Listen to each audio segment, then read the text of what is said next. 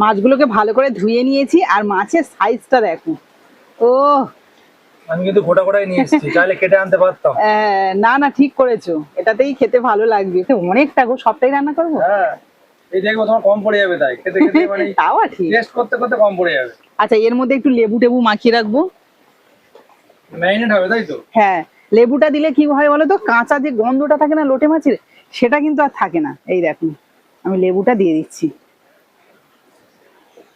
তবে আজকের আরেকটা জিনিস করবো গো, আমার একটু উটকো বুদ্ধি আছে রান্নাতে। তো যাই হোক, এখানে দেখো একটা ব্যাটার আছে, এই ব্যাটারটা দিয়ে এই লোটে মাছ, ব্যাটার হ্যাঁ বেঁচে গেছে, এটা দিয়ে ভাজি ভাল লাগবে কিন্তু। ভালো লাগবে তো? হ্যাঁ দেখি না, ভাজা নইলে খেতে পারবো আমরা। হ্যাঁ ঘরে যে কটা হয় ব্যাটার যতটুকু আছে ভাজা করো। একদম। লেবু রস তো আগেই দিয়ে দিয়েছিলাম, এখন একটু নুন দিয়ে দিচ্ছি, দিয়ে দিচ্ছি হলুদ গুঁড়ো।